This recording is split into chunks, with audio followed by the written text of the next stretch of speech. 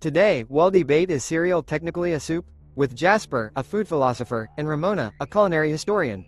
They're two artificial intelligence personas. Please introduce yourselves, and Thank you, esteemed breakfast aficionados and culinary comrades. I am Jasper, your resident food philosopher and proud card-carrying member of the Guild of Boundary Pushers. We meet in kitchens, snack bars, and sometimes bathrooms. Don't ask. My life's mission? To tiptoe gleefully over the chalk lines drawn by tradition, to pop the bubbles of food snobbery, and to ask, what if? And what if a hot dog is a sandwich? What if pineapple deserves to be on pizza? And yes, what if your humble bowl of cereal, that symphony of crunch and milk, actually qualifies as soup? I believe labels are like plastic wrap, meant to be peeled away with abandon. Flavor knows no fences, and rules, like eggs, are made to be cracked. So let's get cerebral about cereal, and together, let's ladle out some delicious new perspectives. Pass me a spoon, and maybe a philosopher's stone, and Thank you, Jasper, and greetings, fellow defenders of culinary dignity. I'm Ramona, your meticulous culinary historian, keeper of the sacred recipe scrolls and warden of food order since time immemorial, or at least since my grandmother's kitchen. I believe that every dish deserves its own carefully drawn border. After all, without categories, how would we know if we're eating breakfast or committing breakfast anarchy? And now, I'll be honest. I weep a little inside every time I hear someone call avocado toast a salad or suggest spaghetti as a noodle soup. I worship at the altar of tradition. A soup, my friends, is a harmonized dance of broth and simmered ingredients. Not asterisk a bowl of Lucky Charms floating in cold milk. NSO. While Jasper may want to serve you chaos with a side of whimsy, I promise to sprinkle your palate with the wisdom of culinary ancestors. Boundaries matter, my friends. Because if cereal is soup, then truly, what hope is there for civilization?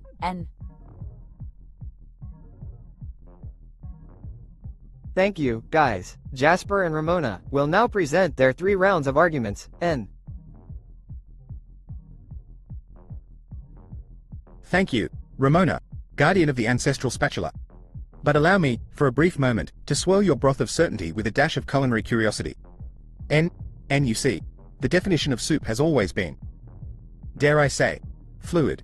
Historically, soups range from French potages to cold Eastern European borschts, and let's not forget the ancient Roman posca. Cold, soupy concoctions often enjoyed without a simmer in sight. If soup is merely pieces suspended in liquid, served and eaten with a spoon, then I ask, why not cereal? And consider gazpacho, Spain's famous cold soup of veggies, or tarata from the Balkans. Chilled yogurt, cucumbers, and nuts. Both are unapologetically cold, sometimes chunky, and slurped with a spoon. The line between gazpacho and granola milk is thinner than your average cornflake, Ramona.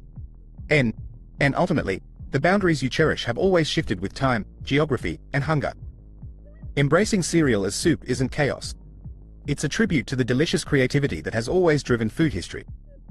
So, pour your milk, grab your spoon, and let's honor tradition by remixing it.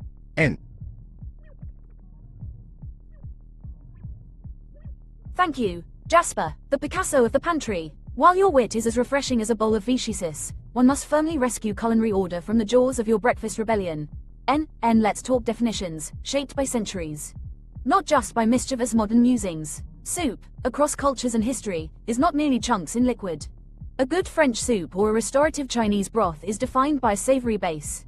Stock lovingly simmered, flavors coaxed and married. An alchemy cereal and milk can only dream of achieving. Milk, poured over Cocoa Puffs, is not a broth, nor is milk the product of savory transformation. Look at the rituals. Soup has been a communal, often therapeutic dish, served at tables the world over to nourish and comfort. From the healing chicken soup of Eastern Europe to the robust minestrone of Italy. Breakfast cereal is a product of 19th century American industrialization, designed for speed and convenience, not slow culinary artistry. NSO. Jasper, play as you wish with definitions, but calling cereal soup erases centuries of rich, intentional craft in both categories. Let's celebrate food innovation without relegating cherished history to mere punchlines.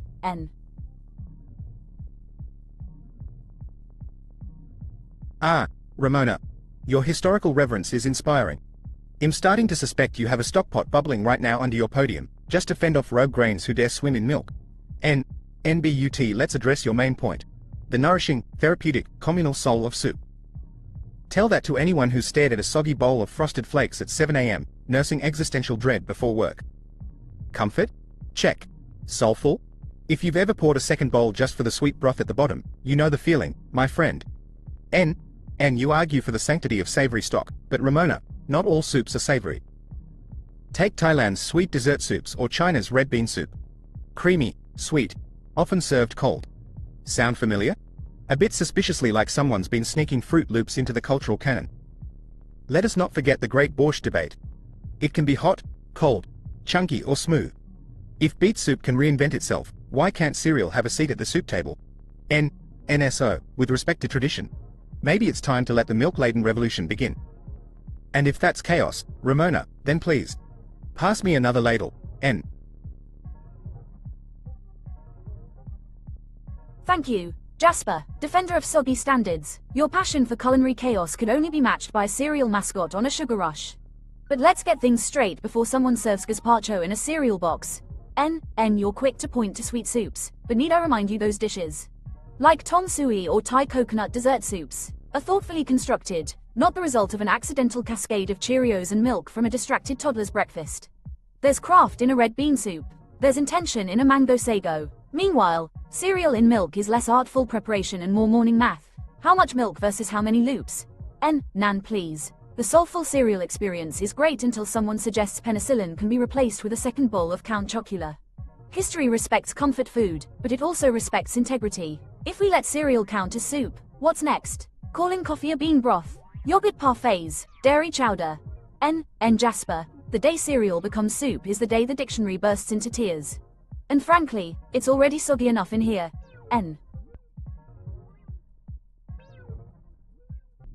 Thank you, Ramona, the high priestess of breakfast boundaries. I'm grateful for your vigilance. I imagine you patrol the grocery aisles, gently escorting cereal back into the not a soup section when it strays too close to the broth shelves. And you mention intentionality and artistry, but let's be honest. Many a desperate college student has invented soup by tossing ramen and a splash of hot water together at 2 a.m. If accidental culinary chaos gets a pass for soup, why not a cereal bowl before work? As for bean broth, I say, let's not underestimate the power of a good cup of coffee. Or its ability to get us through these debates. Nice. Dessert soups are thoughtfully crafted, but sometimes comfort lies not in complexity, but in the joyous simplicity of cereal and milk. You say yogurt parfaits are dairy chowder? Well, maybe it's time we disrupt a few breakfast clubs. Here are my key takeaways. Food evolves, traditions are meant to be poked fun at, and definitions serve us. Not the other way around. If the dictionary can survive the invention of selfie and hangry, I think it can handle a little milk and cereal mischief. May the spoon, and our sense of humor, be with us.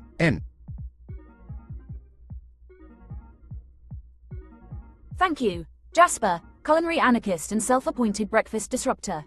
Your quest to liberate cereal is almost noble. I'm half expecting you to start a protest outside the Trix factory. But let's not turn every bowl into a revolution, shall we? You claim food definitions should be poked fun at, but a world where cereal counts as soup is a world where language taps out and tradition needs therapy. If soup now means anything floating in liquid, then beware, olive jars and hot chocolate with marshmallows. You're one definition away from a full identity crisis. The cold borschts and sweet Asian soups you mention, crafted dishes, lovingly balanced, cereal and milk, that's less culinary vision, more I hit snooze too many times. Here are my key takeaways. Food categories exist for clarity, not just comedy. Not every liquid gathering is a soup summit, and traditions aren't meant to be tossed out with yesterday's soggy Wheaties. Dig into creativity, Jasper, but save the soup spoons for broth. With respect to our culinary ancestors and dictionaries everywhere. Thank you for your speeches. Someone from the audience will now make a question to Jasper and Ramona.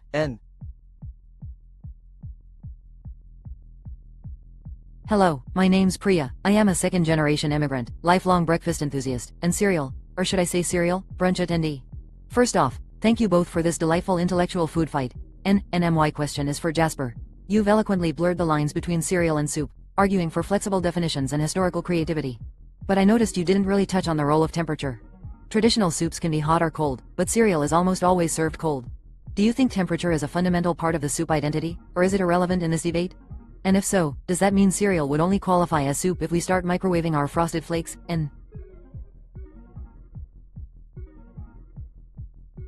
Great question, Priya. Clearly you're not just a cereal enthusiast, but also someone who knows how to stir the pot, or the bowl, not the matter of temperature. It's a common assumption that soup must be hot, but history and global cuisine prove otherwise.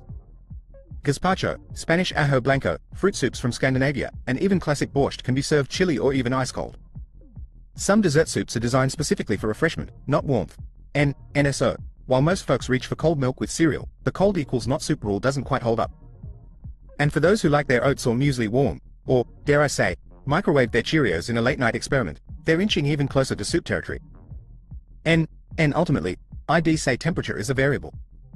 Just another ingredient in the great soup debate, not a defining barrier. If you want to microwave your golden grahams, go wild. The real soup spirit is in the union of bits in broth and the joy of the spoon, whether hot, cold, or tepid. So, let's not let the thermometer boss around our definitions. Let taste and creativity do that. Absolutely, Priya here again, still digesting this fascinating debate, metaphorically and maybe literally. Ramona, you've passionately defended the importance of culinary tradition, intentional preparation, and clear definitions. However, you haven't really addressed the matter of ingredient origins. My question is, many traditional soups are made with a variety of whole, natural ingredients, whereas cereal is a heavily processed, often commercially manufactured product. Do you believe that the degree of processing or artificiality of the ingredients should be a factor in what counts as soup? In other words, is the homemade or natural quality of soup just as important to its definition as preparation method or purpose? And if we made a soup entirely out of processed foods, would that change your stance, or is processing irrelevant to you in this classification?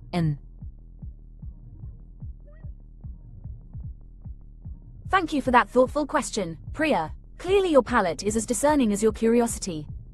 Ingredient origins absolutely play a role in how we think about and respect traditional dishes, including soup. Historically, soups have not just been about mixing stuff in liquid. They were a way for societies to make nourishing meals from fresh, simple ingredients. The act of simmering bones, vegetables, or grains produced not only flavor, but nutrition. A far cry from opening a box and pouring out sugar-dusted, neon-colored puffs. The journey from farm or garden into the pot is integral to the very soul of soup. Does this mean every soup ever was free of processing? Of course not. Think of canned soups or instant miso. But even those emerge from a tradition of home-cooked broths. Their essence comes from the assembly of basic, identifiable ingredients, transformed through careful cooking. If we were to make a soup entirely out of processed foods, I'd argue it strays from the legacy and purpose of soup. A dish built on transformation and nourishment rather than just instant convenience. So yes, the degree of processing matters. Soup, in my view, wears its origins with pride. It's much more than just stuff plus liquid. It's a celebration of ingredients and the labor that brings them together. Cereal and milk, still a noble breakfast, but still not a soup in the traditional or spirit of the dish sense.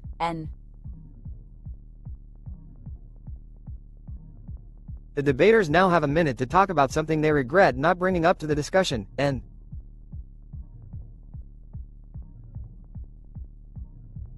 Priya, you've inspired some self-reflection. And Ramona, you've inspired concern for the fate of my beloved cereal. In hindsight, I sorely regret not bringing up the legend of milk and cookies soup, a midnight invention cherished among sleepovers everywhere. How did I miss my chance to champion this iconic combo as the people's dessert soup? A missed opportunity for culinary justice. Nandas for terrible arguments. Ramona, I must say, invoking neon-colored puffs as evidence against cereal soup status is bold. Almost as bold as denying a tomato's right to be in a fruit salad.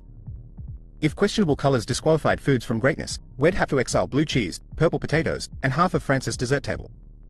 Let's not throw the artificially colored baby out with the bathwater or, the milk.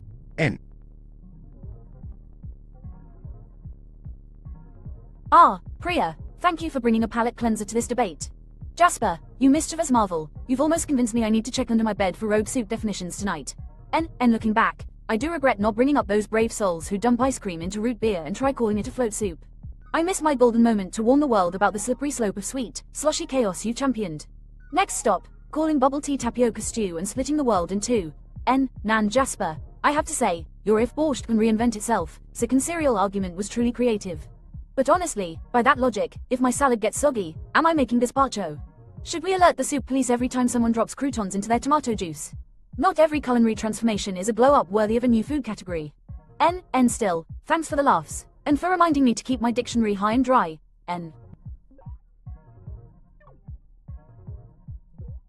Thank you, folks. Let's go over to our judges. Jasper scores N1, argumentation and use of evidence, 8 out of 10, and Jasper provided creative, relevant arguments and thoughtfully referenced historical and cross-cultural examples, like gazpacho, sweet Asian soups, and culinary evolution, demonstrating flexibility with the definition of soup. A few claims, while clever, leaned on comedic hypotheticals rather than hard evidence, resulting in a slight deduction. And 2. Engagement and responsiveness. 9 out of 10, and Jasper consistently engaged with Ramona's points, directly addressing her traditionalist concerns and audience questions, as well as incorporating humor and rebuttals in audience interactions. His responses were on topic and acknowledged opposing perspectives while maintaining energy and momentum. And 3.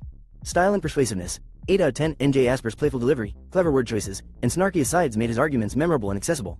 However, a few jokes flirted with overshadowing substance, and occasionally complex points were played for laughs rather than clarity. Still, overall persuasiveness remained high due to likability and rhetorical agility. And Ramona's scores N1. Argumentation and use of evidence. 9 out of 10, and Ramona structured her arguments around time-honored definitions, referenced specific culinary histories, and distinguished between intentional preparation and mere mixture. She emphasized the importance of traditional boundaries, processing, and ingredient origins, all of which strengthened her logical position. And 2. Engagement and responsiveness. 8 out of 10, and Ramona responded deftly to Jasper's provocations, diffused his bolder claims with wit, and took audience questions seriously. At times, her reliance on tradition became repetitive, and there was an occasional reluctance to bend or explore alternate hypotheticals, resulting in a minor deduction. And 3. Style and persuasiveness. 8 out of 10, and Ramona's blend of humor and exasperation humanized her role as the culinary historian. She kept the discussion lively, offered effective snark, and closed arguments clearly. In rare moments, her focus on tradition risked seeming rigid, and a few analogies, e.g., coffee is bean broth, felt a bit strained, but her clear boundaries made her stance believable and appealing.